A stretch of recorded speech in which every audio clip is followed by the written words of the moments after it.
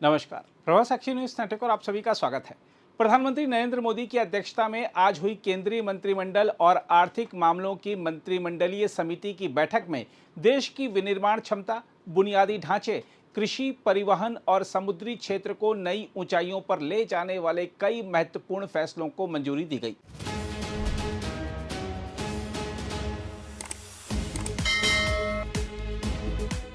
केंद्रीय सूचना एवं प्रसारण मंत्री अश्विनी वैष्णव ने बैठक के बाद इन निर्णयों की जानकारी देते हुए कहा कि सरकार का लक्ष्य भारत को आत्मनिर्भर, तकनीकी रूप से सक्षम और वैश्विक विनिर्माण केंद्र के रूप में स्थापित करना है। हम आपको बता दें कि कैबिनेट ने मोबाइल फोन मैन्युफैक्चरिंग स्कीम को 62,500 करोड़ रुपए के बजटीय प्रावधान के साथ मंजूरी दी है। वित्त वर्ष 2026-27 से 2030-31 तक लागू रहने वाली इस योजना के तहत भारत में मोबाइल फोन निर्माण पर 2.25 से 5% तक प्रोत्साहन दिया जाएगा। घरेलू स्तर पर प्रमुख कंपोनेंट्स की खरीद पर अतिरिक्त 1.5% और भारतीय ब्रांडों द्वारा डिजाइन एवं अनुसंधान और विकास के लिए 3% अतिरिक्त प्रोत्साहन भी मिलेगा। सरकार का अनुमान है कि योजना अवधि में लगभग 39 लाख करोड़ रुपए का मोबाइल उत्पादन होगा, निर्यात में उल्लेखनीय वृद्धि होगी तथा करीब 60,000 प्रत्यक्ष रोजगार सृजित होंगे। यह योजना पीएलआई योजना के बाद भारत को वैश्विक मोबाइल विनिर्माण केंद्र के रूप में और मजबूत करेगी। साथ ही इलेक्ट्रॉनिक्स क्षेत्र को और गति देने के लिए सरकार ने सेमिकॉन 2.0 को भी 1.27 लाख करोड़ रुपए के बजट के साथ मंजूरी दी है। यह कार्यक्रम चिप डिजाइन, मशीनों और कच्चे माल के निर्माण, नए फैब स्थापित करने, एटीएमपी औसत इकाइयों के विस्तार, अनुसंधान और विकास तथा प्रतिभा विकास जैसे 6 प्रमुख स्तंभों पर आधारित होगा। सरकार का लक्ष्य भारत को वैश्विक सेमीकंडक्टर डिजाइन और विनिर्माण मानचित्र पर अग्रणी स्थान दिलाना है। अब तक सेमिकॉन 1.0 के तहत 12 विनिर्माण इकाइयों को मंजूरी मिल चुकी है, जबकि 105 स्टार्टअप चिप डिजाइन के क्षेत्र में कार्य कर रहे हैं। इसके अलावा प्रधानमंत्री नरेंद्र मोदी के संसदीय क्षेत्र वाराणसी के लिए भी कैबिनेट ने 2 महत्वाकांक्षी परियोजनाओं को मंजूरी दी। पहली परियोजना के तहत NH-19 से वाराणसी रिंग रोड तक गंगा तट के समानांतर 46.04 किलोमीटर लंबे 6 लेन के एलिवेटेड कॉरिडोर का निर्माण 14,447.64 करोड़ रुपए की लागत से किया जाएगा। वहीं दूसरी परियोजना के अंतर्गत वरुणा नदी के किनारे NH-31 से वाराणसी रिंग रोड तक 43.22 किलोमीटर लंबे 6x4 लेन एलिवेटेड कॉरिडोर का निर्माण 10,998.32 करोड़ रुपए की लागत से होगा।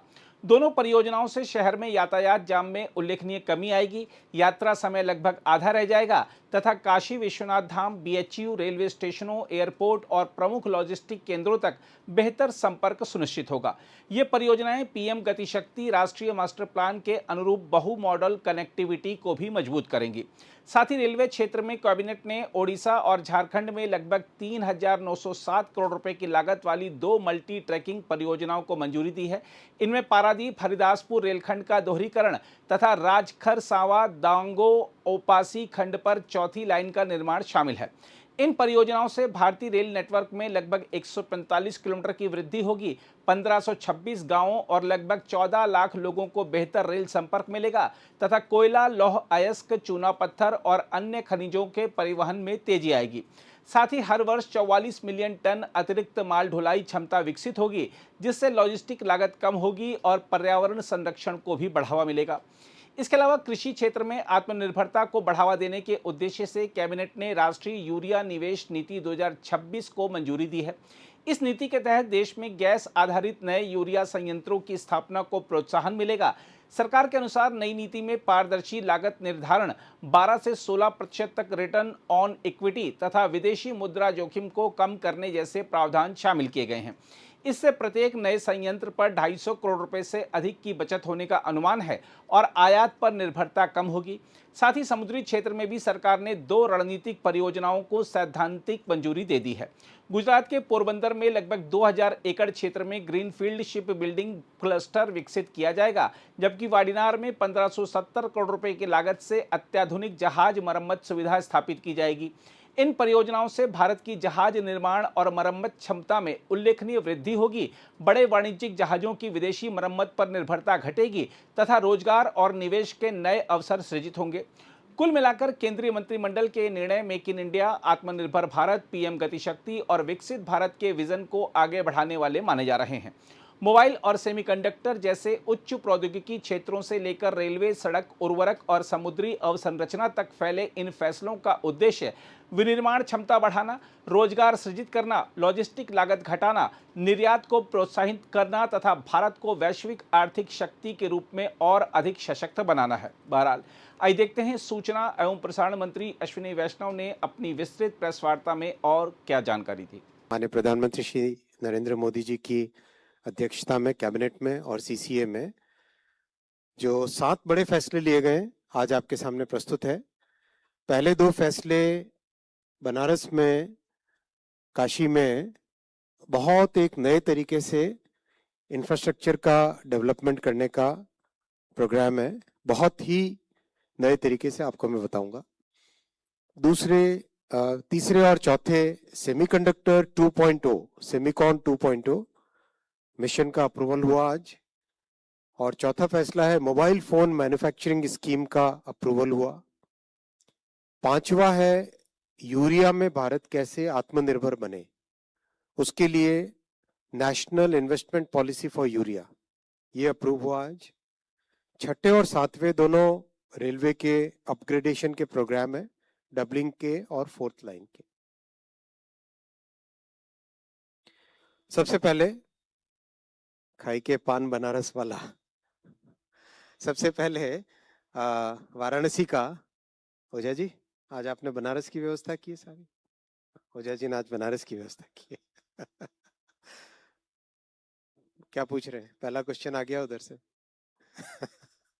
तो सबसे पहले आज अगर हम बनारस काशी को देखें, काशी में हर साल करीब करीब 15 करोड़ 15 करोड़ टूरिस्ट आ रहे हैं काशी में, नेशनल इंटरनेशनल, बहुत बड़ी संख्या है।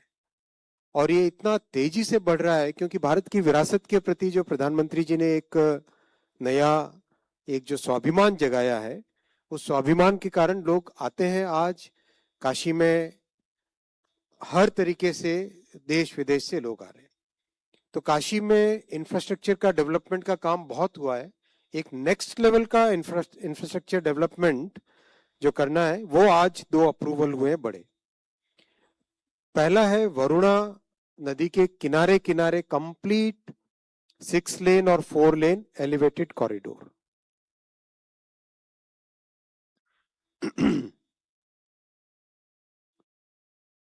ये वरुणा एक्सप्रेसवे का कंप्लीट रूट मैप। ये हम देखेंगे गंगा जी इधर, ये गंगा जी, वरुणा नदी कंप्लीट जैसे उनका पाथ है वरुणा नदी का, उसी के साथ साथ पूरा एक एलिवेटेड कॉरिडोर। क्योंकि शहर के अंदर अब रोड्स को एक्सपैंड करना मुश्किल हो जाता है। शहर भी बहुत हजारों वर्षों पुराना शहर है, तो एक नया कॉन्सेप्ट निकाला गया है जिसमें वरुणा नदी के साथ साथ कंप्लीट एक एलिवेटेड कॉरिडोर एयरपोर्ट को कवर करेगा। एयरपोर्ट को कवर करते करते जाके काशी स्टेशन है यहाँ पर रेलवे का, और एक नया नमो ब्रिज बन रहा है। उस नमो, ये यहाँ पे 6 लेन हाईवे और 4 लेन रेलवे का, ये जो ग्रीन कलर का दिख रहा है ना आपको, ये नमो ब्रिज बन रहा है। इस ब्रिज के साथ लगा हुआ ये पिंक कलर का, पर्पल कलर का कंप्लीट ये एलिवेटेड कॉरिडोर बनेगा।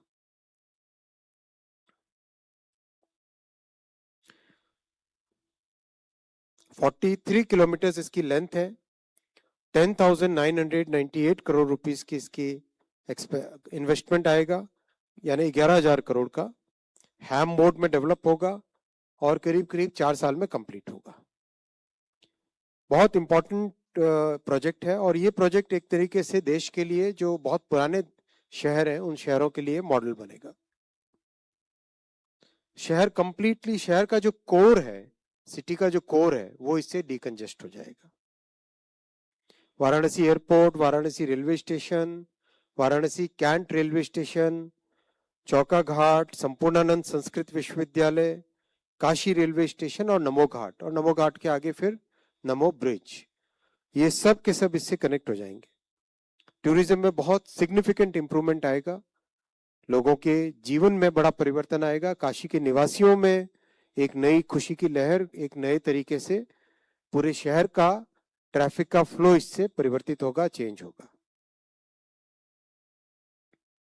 दूसरा है गंगा जी के साथ साथ, गंगा जी के साथ साथ कंप्लीट 6 लेन का एलिवेटेड कॉरिडोर काशी में। काशी में गंगा जी के साथ साथ कंप्लीट यहां से लेके गंगा जी के साथ पैरेलल चलते हुए, और ये रामनगर जो लिखा हुआ है यहाँ पर लंका चौक की तरफ जाने वाला IIT BH Banaras Hindu university से इधर पास में, यहाँ पर एक सिग्नेचर ब्रिज बनेगा जो कि केबल स्टेड सिग्नेचर ब्रिज होगा। तो ये वरुणा एलिवेटेड और गंगा जी एलिवेटेड दोनों कॉरिडोर्स मिलके कंप्लीट ट्रैफिक को एक तरीके से टोटली डीकंजेस्ट। अब आप इस नक्शे में अगर देखें तो ऊपर आपको काशी स्टेशन दिखाई देता है और नमो ब्रिज दिखाई देता है, उधर से वरुणा रिवर के साथ साथ कंप्लीट एक हाईवे जा रहा है, बनेगा, एलिवेटेड बनेगा, और ये गंगा जी के साथ साथ। तो आप देखो, आप कंप्लीट काशी का ट्रैफिक का कंप्लीट एक नया मैप बन गया। 46 किलोमीटर का ये होगा गंगा जी के साथ चलने वाला एलिवेटेड कॉरिडोर, 14,448 करोड़ रुपीस का बनेगा।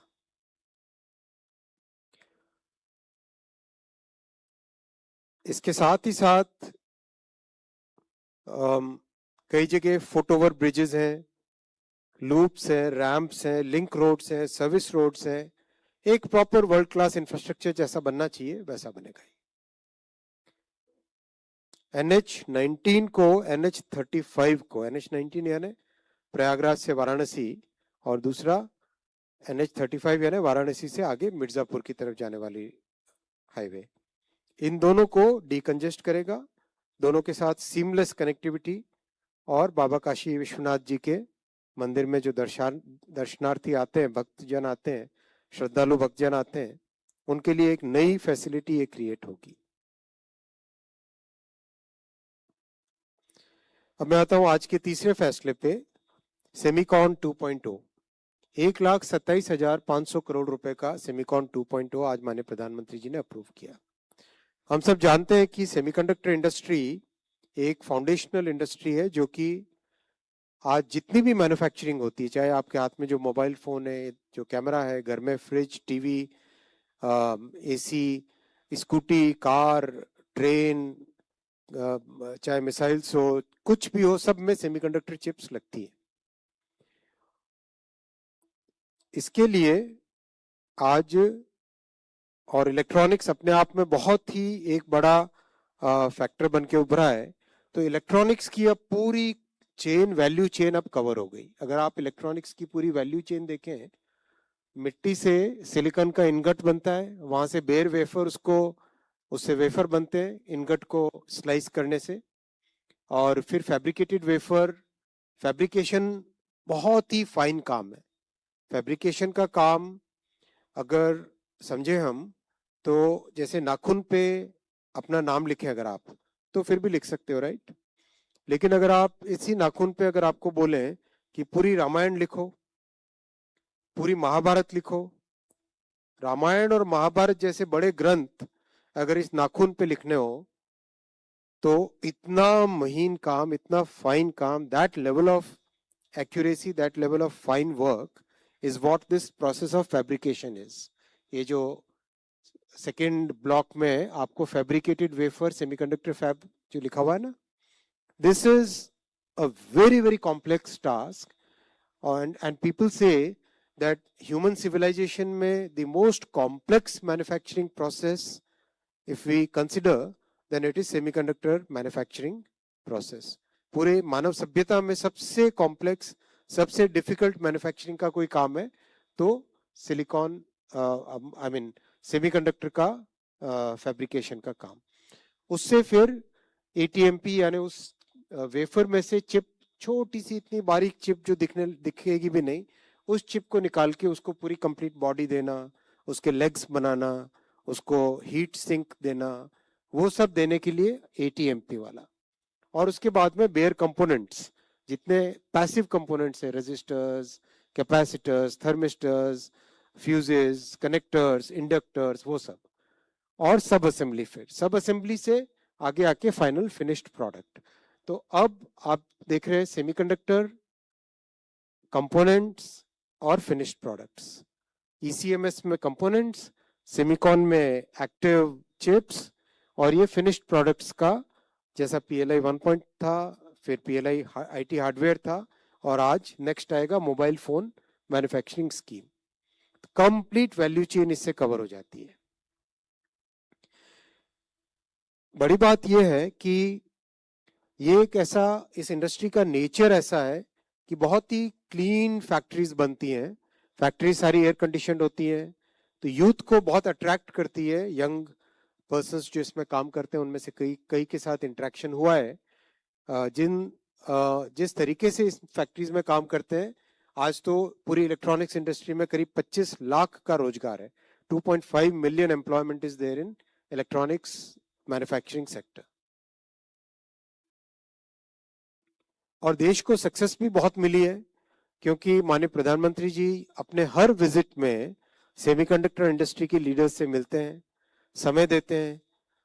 जब सेमीकॉन का भारत में कॉन्फ्रेंस हुई, तब भी प्रधानमंत्री जी ने 5 घंटे लगातार हर एक सेमीकंडक्टर इंडस्ट्री के लीडर के साथ बात की, पूछा क्या आपको और इसमें क्या फैसिलिटीज चाहिए, किस तरह से भारत में इंडस्ट्री आए। और ये इंडस्ट्री स्ट्रैटेजिक इंडस्ट्री है। दुनिया के कई देशों ने इसको स्ट्रैटेजिक इंडस्ट्री ऑलरेडी डिक्लेयर किया है, चाहे US हो, चाहे चाइना हो, चाहे साउथ कोरिया हो, ताइवान हो, सब ने इसको स्ट्रैटेजिक इंडस्ट्री डिक्लेयर किया है। ये माइक्रोन प्लांट का जो 12 प्लांट अपने अप्रूव हुए हैं सेमीकॉन 1.0, उसमें से 3 प्लांट का कॉमर्शियल प्रोडक्शन अभी स्टार्ट हो चुका है। ये माइक्रोन प्लांट का कॉमर्शियल प्रोडक्शन स्टार्ट हुआ 28 फरवरी को, 28 फरवरी 2026 को माइक्रोन का कॉमर्शियल प्रोडक्शन स्टार्ट हुआ। This is the plant, huge plant, 93 acres में स्प्रेड है। This is the plant of Micron. Then बाद में केन्स का स्टार्ट हुआ 31 मार्च को। Again the plant is very advanced plant, और कंप्लीट इंडिया से जापान को, US को, यूरोप को यहाँ से चिप्स एक्सपोर्ट होने लगी। ये प्लांट केन्स का आगे और भी एक्सपैंड होएगा। फिर बाद में 4 जुलाई को, अभी 4 जुलाई को सीजी सेमाई का स्टार्ट हुआ। अगेन यहाँ से भी Japan, Europe, US chips export होने लगी है। इस तरह का चेंज इस पूरे प्रोग्राम से आया है। ऐसे यंग नौजवान जो कि कई बार अपने घर से भी बाहर नहीं निकले हो, अपने गांव से भी बाहर नहीं निकले हो, वो लोग इस इंडस्ट्री में, ऐसे बच्चे, ऐसे नौजवान, ऐसे बेटे और ऐसे बेटियां आज इस इंडस्ट्री से जुड़े। और ये नॉर्थ ईस्ट में जागी रोड का प्लांट टाटा का अभी बन रहा है, बहुत ही अच्छी तेजी से बन रहा है। करीब ये देखो, ये अभी प्लांट बन के, यहाँ पर भी नागालैंड से, मणिपुर से, मिजोरम से बच्चे ट्रेन होके इस प्लांट में काम करने लगे। तो एक तरीके से एक इंडिया में जो सारी दुनिया को जब विश्वास भी नहीं होता था कि भारत में कभी सेमीकंडक्टर इंडस्ट्री आ सकती है, और प्रयास 1960 से चल रहा था। 1960 से भारत में इस इंडस्ट्री को डेवलप करने का प्रयास चल रहा था। फाइनली माननीय प्रधानमंत्री श्री नरेंद्र मोदी जी के नेतृत्व में देश को ये सफलता मिली है, और इसी सफलता को आगे बढ़ाने के लिए धोलेरा की फैब कंस्ट्रक्शन चल रहा है तेजी से। बहुत ही कॉम्प्लेक्स है इसका कंस्ट्रक्शन, और ये तेजी से यहाँ पे धोलेरा की फैब का कंस्ट्रक्शन चल रहा है। 163 एकर्स में स्प्रेड है, और at this point of time वहाँ पे करीब 20,000 लोग काम कर रहे हैं। 20,000 persons are working in this single place. Chips 2 nanometre की भारत में डिजाइन होने लगी। 2 नैनोमीटर की चिप्स भारत में AMD, ARM और ये क्वालकॉम का जब 2 नैनोमीटर का चिप डिजाइन करने गए थे, जब उन्होंने स्टार्ट किया तब मुझे इनवाइट किया था वहाँ पे। तो एक तरीके से ऐसा इकोसिस्टम बन गया है जो कि दुनिया में आज भारत के लिए एक नया रिस्पेक्ट इसके कारण भारत की एक नया परसेप्शन बन रहा है। और टैलेंट डेवलपमेंट में बहुत ही फोकस किया गया। 315 यूनिवर्सिटीज में वर्ल्ड के लेटेस्ट सॉफ्टवेयर टूल्स जो कि सेमीकंडक्टर डिजाइन के होते हैं, और दुनिया अगर आप कंपैरिजन करेंगे तो शायद ही कहीं किसी देश में इस तरह का एग्जांपल आपको मिलेगा। नया सेमीकंडक्टर करिकुलम बना, 500 कॉलेजेस में 8000 स्टूडेंट्स को हर साल ट्रेनिंग सेमीकंडक्टर डिजाइन में दी जा रही है। और दुनिया में इंडस्ट्री का मानना है कि करीब करीब 10 लाख लोगों का शॉर्टेज है सेमीकंडक्टर इंडस्ट्री में।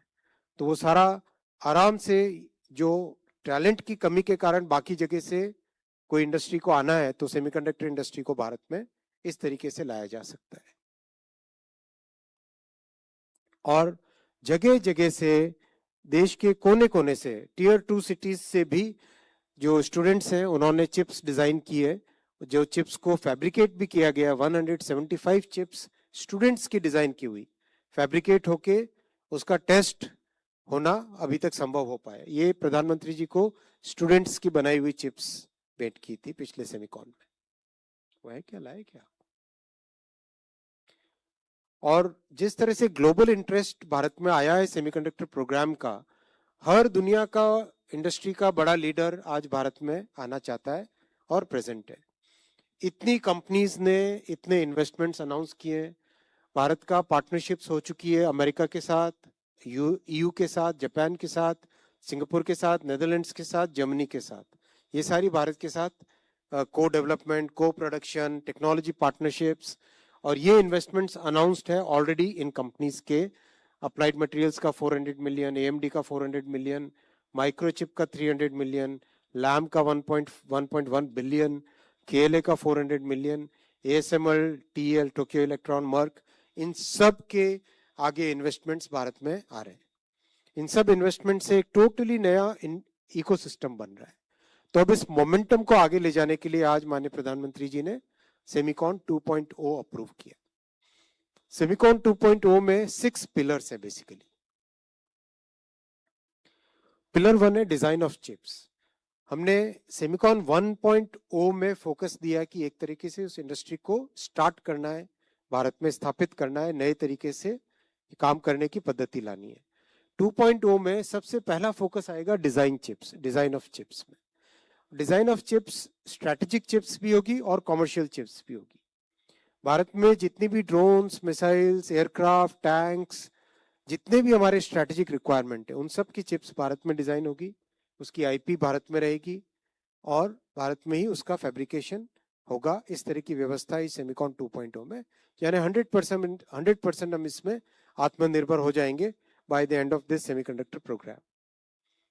कॉमर्शियल रिक्वायरमेंट के लिए चिप्स बनाएंगे जो स्टार्टअप्स और डीप टेक स्टार्टअप्स, वो सब उनके लिए भी बहुत स्ट्रॉन्ग सपोर्ट रहेगा। इसमें इक्विटी इन्वेस्टमेंट रहेगा, ग्रांट मिलेगी, को इन्वेस्टमेंट रहेगा, और जो बड़ी कंपनियां इसमें आना चाहती है उनके लिए रॉयल्टी बेस्ड फंडिंग रहेगी। सेकेंड बड़ा फोकस रहेगा मशीन्स एंड मटेरियल्स। हम सब जानते हैं करीब 250 से ज्यादा तरह के केमिकल्स सेमीकंडक्टर इंडस्ट्री में काम में आते हैं, और 50 से ज्यादा डिफरेंट टाइप्स ऑफ गैसेस इसमें काम में आती है, और करीब करीब 100 से ज्यादा डिफरेंट टाइप की मशीनें इसके बनाने में लगती है। उन सब का मैन्युफैक्चरिंग डिजाइन भारत में आए, वो प्रयास इसमें रहेगा मशीन्स एंड मटेरियल्स का। और तीसरा, बहुत सारी नई फैब्स बनेंगी, सिलिकॉन फैब्स, डिस्प्ले, कंपाउंड, नई फैब्स भी आएंगी। और एटीएमपी ओसैट इंडस्ट्री जो भारत में डेवलप हो गई है, अभी 10 यूनिट लग चुके हैं, उन सब का उस इंडस्ट्री को और आगे बढ़ाने के लिए भी इसमें प्रावधान है। आज हम 28 नैनोमीटर तक हैं। 28 नैनोमीटर से आगे 7 नैनोमीटर पे जाएं, फिर 2 नैनोमीटर की तरफ जाएं। उसके लिए एडवांस्ड रिसर्च एंड डेवलपमेंट, उन टेक्नोलॉजीज को लाने के लिए उसकी भी व्यवस्था है। और टैलेंट डेवलपमेंट को और नए स्केल पे ले जाना, अभी ऑलरेडी सारी दुनिया में भारत के टैलेंट डेवलपमेंट प्रोग्राम की चर्चा है, और कई देश इसी तरह की स्कीम्स लाने में अभी लगे हुए हैं। इसको और एक नए लेवल पे ले जाना, जिससे ज्यादा से ज्यादा युवाओं को रोजगार मिल सके। इसके आउटकम एक्सपेक्ट करें, करीब 4 लाख करोड़ रुपए का इन्वेस्टमेंट आएगा, 2 लाख करोड़ रुपए का प्रोडक्शन होएगा, और 1 लाख करोड़ रुपए का एक्सपोर्ट होगा इस सेमिकॉन 2.0 के आने से। डायरेक्ट और इनडायरेक्ट एम्प्लॉयमेंट जनरेट होगा। जैसा मैंने कहा, ये फाउंडेशनल इंडस्ट्री है। जो चिप बनती है उसका फिर और कई सारे सेक्टर्स में उपयोग होता है। जैसे स्टील एक फाउंडेशनल इंडस्ट्री है, स्टील बनता है तो कई सारे सेक्टर्स में उसका उपयोग होता है। जैसे केमिकल एक फाउंडेशनल इंडस्ट्री है, केमिकल अगर बनता है तो उसका कई सेक्टर्स में फिर उपयोग होता है। तो ये कोर इंडस्ट्री है। नेक्स्ट आज का जो फैसला हुआ वो है mobile phone manufacturing scheme, MPMS, mobile phone manufacturing scheme. इसमें 62,500 करोड़ रुपीस का लेआउट हुआ है। आप सब जानते हैं कि इन 10 वर्षों में एक मैसिव चेंज आया इलेक्ट्रॉनिक्स मैन्युफैक्चरिंग में। 7 गुना मैन्युफैक्चरिंग बढ़ी, प्रोडक्शन बढ़ा, और 11 गुना एक्सपोर्ट बढ़ा 2014 के कंपैरिजन में। और भारत जो मोबाइल फोन इंपोर्टर था, आज नेट एक्सपोर्टर बन गया है और सेकंड लार्जेस्ट मैन्युफैक्चरर बन गया है भारत मोबाइल फोन का। और मोबाइल फोन इंडस्ट्री एक ऐसी इंडस्ट्री है जो इतने छोटे से डिवाइस के अंदर बड़े कंप्यूटर सेंटर, डेटा सेंटर जितनी ताकत उसको लानी है। यानी हर चीज को एकदम प्रिसीजन के साथ मैन्युफैक्चर करना पड़ता है। तो ये एक ऐसी इंडस्ट्री है जो कई इंडस्ट्रीज को ड्राइव करती है। जो देश मोबाइल फोन बनाने लगता है वो फिर एविएशन यानी एयरक्राफ्ट की मैन्युफैक्चरिंग में भी आगे बढ़ने लगता है, स्पेस के इक्विपमेंट की मैन्युफैक्चरिंग में भी आगे बढ़ने लगता है, डिफेंस के कई प्रिसीजन के जो मैन्युफैक्चर होते हैं उन सब के मैन्युफैक्चरिंग में भी देश आगे बढ़ने लगता है। तो आज इस स्कीम का अप्रूवल हुआ। जैसा 2014 से 7 गुना प्रोडक्शन बढ़ा है इलेक्ट्रॉनिक्स का, 13 लाख करोड़ रुपए की इंडस्ट्री बन चुकी है। एक्सपोर्ट्स बढ़ा है, 4,24,000 करोड़ रुपए के एक्सपोर्ट्स लास्ट ईयर हुए इलेक्ट्रॉनिक्स के, 4,24,000 करोड़ के।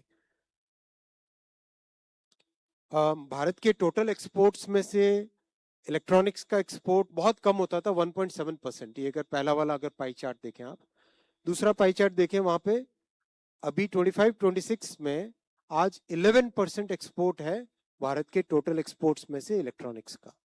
$442 बिलियन में से $48 बिलियन का एक्सपोर्ट है इलेक्ट्रॉनिक्स का, यानी एक सिग्निफिकेंट जंप आ गई।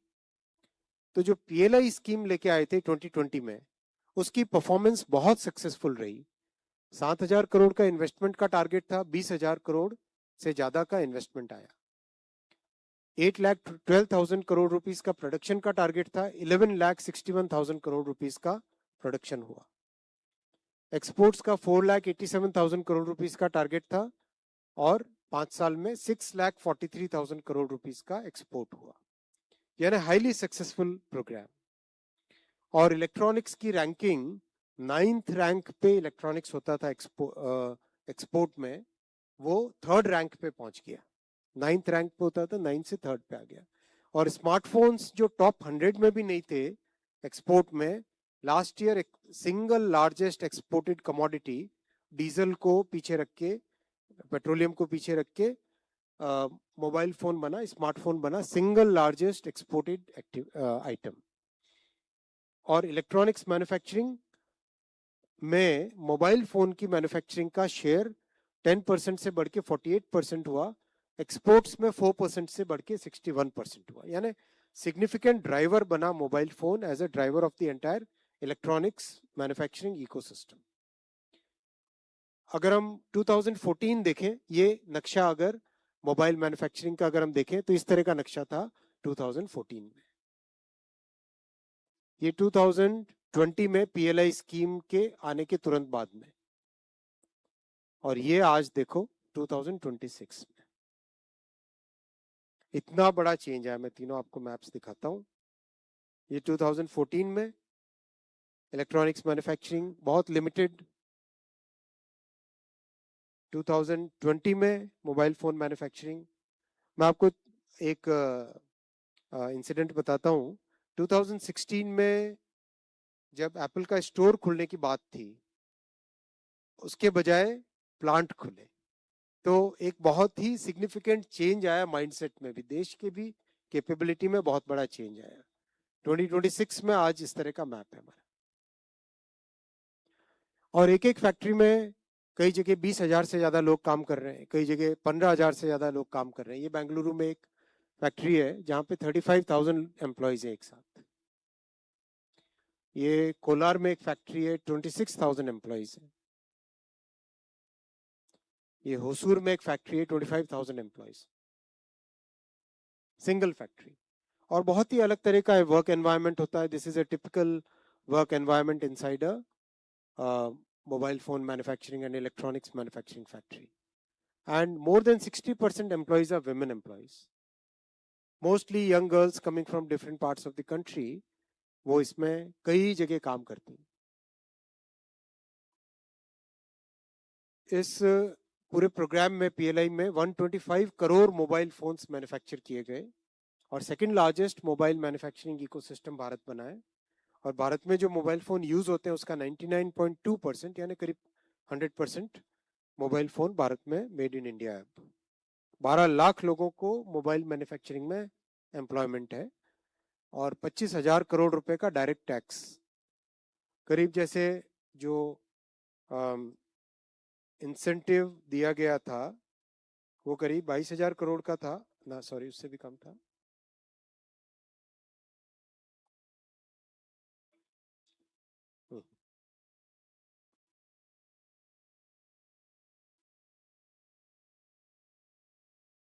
हाँ, पीएलआई में इंसेंटिव दिया गया था 19,000 करोड़ रुपीस का।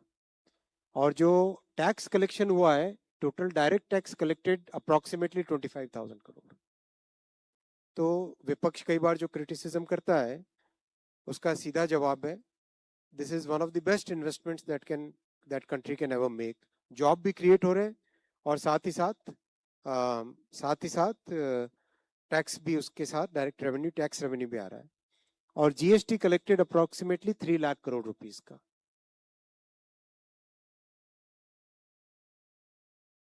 आज जो कैबिनेट ने अप्रूव किया है मोबाइल फोन मैन्युफैक्चरिंग स्कीम, उसका आउटले 62,500 करोड़ रुपीस का है।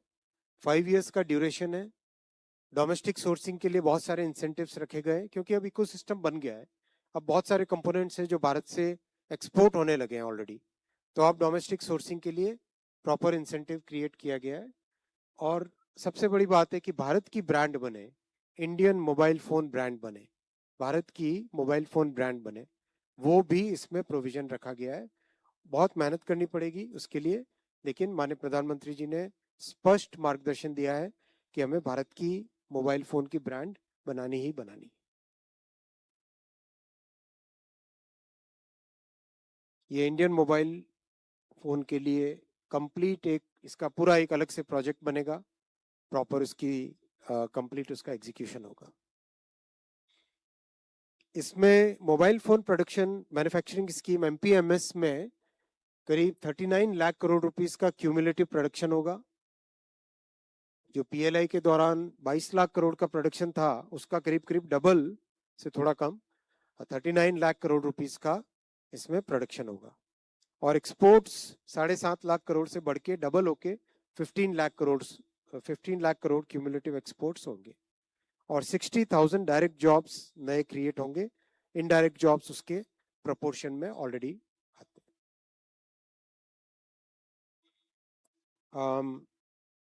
Before we go to this, ये वाली चिप्स हैं जो पहली भारत की कॉमर्शियली प्रोड्यूस्ड दोनों चिप्स हैं। ये दोनों चिप्स पहली कॉमर्शियली प्रोड्यूस्ड चिप्स हैं।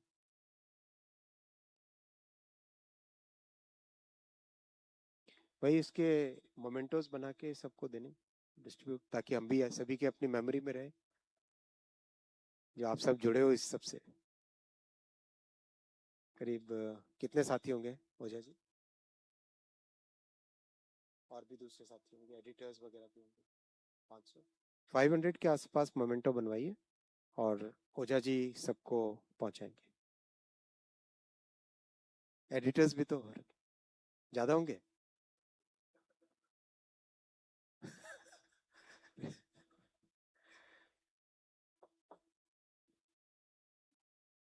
और ये है स्टूडेंट्स की बनाई हुई चिप्स। ये स्टूडेंट्स की बनाई हुई चिप्स। बहुत कम देश है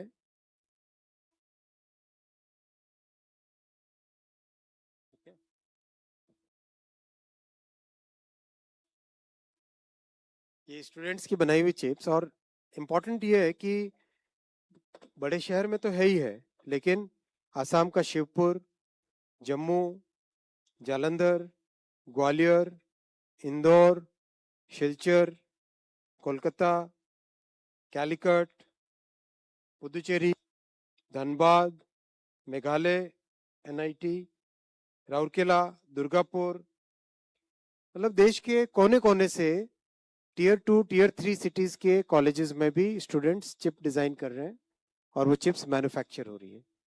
बहुत कम देश है दुनिया में जिन्होंने इस तरह की कैपेबिलिटी डेवलप कर पाए यूथ के लिए, यंग नौजवान जो इंजीनियर्स आगे आ रहे हैं उनके लिए।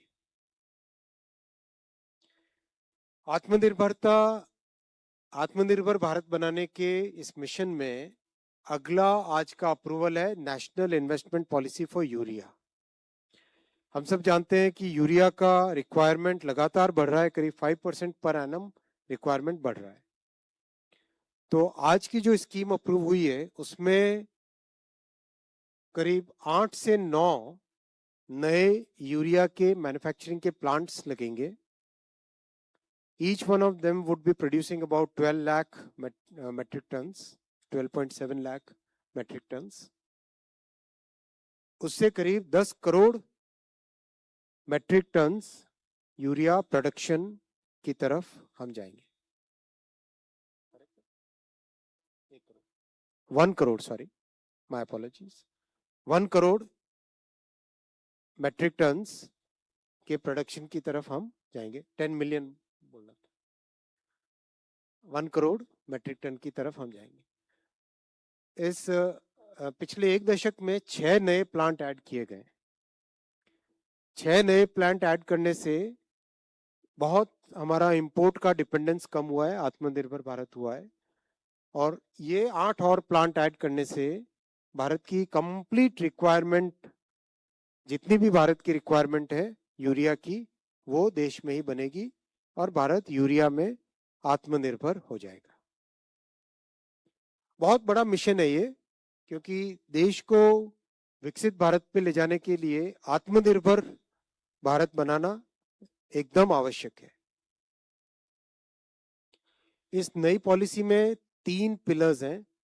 एक तो फिक्स्ड और वेरिएबल कॉस्ट को सेपरेट किया गया है, जिससे कि फिक्स्ड कॉस्ट और वेरिएबल कॉस्ट में सब्सिडी का एलोकेशन कैसा हो वो सेपरेट रहे।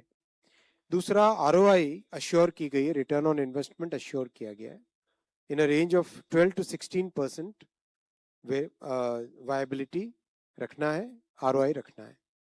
थर्ड है, फॉरेन एक्सचेंज की, फॉरेक्स की रिस्क को मिटिगेट किया है। For the first 4 years foreign exchange का कन्वर्जन स्कीम के दौरान डायरेक्टली होता रहेगा, उसके बाद में फॉरेक्स की रेट को फिक्स कर दिया जाएगा।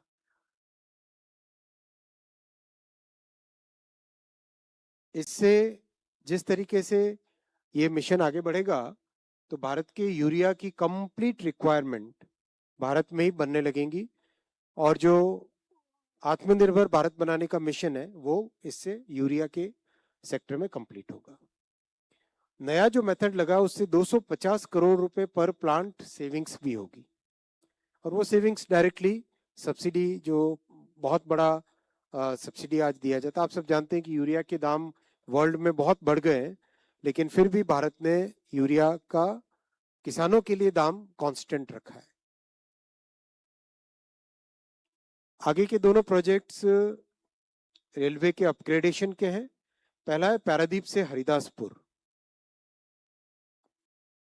अगर हम ईस्टर्न कोस्ट पे देखें तो Paradip one of the biggest ports है, करीब 300 मिलियन टन्स की इसकी कैपेसिटी है और लास्ट ईयर करीब 240 मिलियन टन के आसपास का इसका टोटल कार्गो हैंडल्ड है।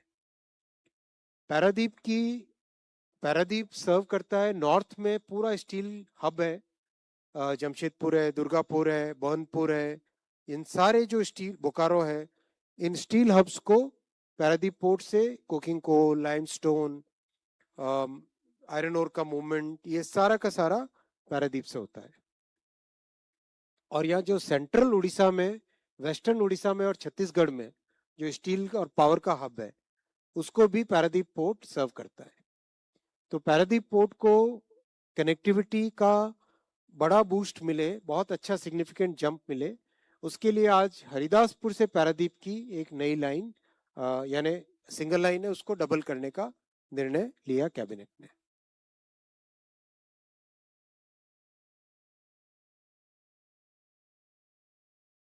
$74 किलोमीटर की ये लाइन है, 2500 करोड़ रुपीस का इसमें इन्वेस्टमेंट आएगा। मोस्टली 70% के आसपास लैंड रेलवे की ऑलरेडी वहां पे अवेलेबल है, तो ये प्रोजेक्ट काफी तेजी से आगे एग्जीक्यूट होगा। 2 मेगा ब्रिजेस है, लूना रिवर पे और महानदी रिवर पे, और 20 मेजर ब्रिजेस हैं और 109 माइनर ब्रिजेस। ये बेसिकली एकदम कोस्टल एरिया है जहाँ पे बहुत सारी नदियाँ, छोटी छोटी ट्रिब्यूटरीज, बड़ी डिस्ट्रीब्यूटरीज, ये सब यहाँ पर है। और 2 बहुत बड़ी नदी है, महानदी तो अपने आप में बहुत ही विशाल नदी है। 28 मिलियन टन एक्स्ट्रा इससे कार्गो आएगा और 18.5 करोड़ किलोग्राम्स कार्बन डाइऑक्साइड हर साल बचेगी, क्योंकि रोड से रेलवे पे ट्रांसफर हो जाएगा ये सारा कार्गो। 74 लाख ट्रीज अगर लगाते तो इतना 18.5 crore kilogram carbon dioxide save होता, सिक्वेस्टर होता। यानी this project is equivalent to planting approximately 74 lakh trees.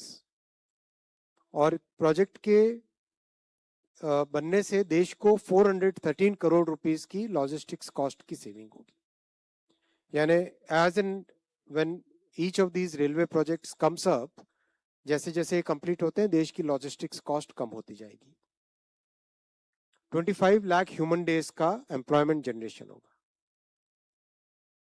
Second है राज खरसवा से डोंगापोसी, ये दोनों उड़ीसा के बॉर्डर पे, झारखंड में दोनों सेक्शंस हैं। ये देखिए यहाँ पे, ये उड़ीसा का बॉर्डर है नीचे, और उसके जस्ट लगते हुए ऊपर राजखरसवा, नीचे डोंगापोसी। ये डिटेल मैप है। ये भी बेसिकली जो दुर्गापुर, जमशेदपुर, बोकारो, इसका जो स्टील का क्लस्टर है, इसको कंप्लीट डीकंजेस्ट करने के लिए बना है ये प्रोजेक्ट।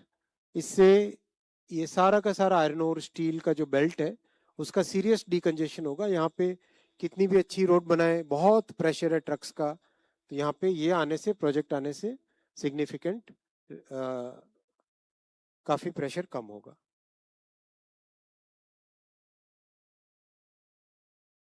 ये 4th लाइन है, 1365 करोड़ रुपीस का इन्वेस्टमेंट आएगा इसमें, और 71 किलोमीटर्स की, झारखंड के वेस्ट सिंहभूम डिस्ट्रिक्ट में स्थित है। 5 मेजर ब्रिजेस हैं, 124 माइनर ब्रिजेस हैं। प्रोजेक्ट में कार्बन डाइऑक्साइड सेविंग बहुत होगी प्रोजेक्ट के कारण। 11 crore kilograms carbon dioxide save होगा, क्योंकि 16.5 मिलियन टन कार्गो इसमें शिफ्ट होएगा हाईवे से रेलवे में। और 42 लाख ट्रीज बचाने के, प्लांट करने के बराबर का ये कार्बन डाइऑक्साइड की सेविंग है। देश की लॉजिस्टिक्स कॉस्ट में 235 करोड़ रुपीस की कमी आएगी, और 24 लाख ह्यूमन डेज एम्प्लॉयमेंट इससे जनरेट होगा। तो साथियों, माननीय प्रधानमंत्री श्री नरेंद्र मोदी जी की इस ऐतिहासिक तीसरी टर्म में बहुत सारे जो बड़े बड़े फैसले लिए गए, इसका आपके सामने समरी है।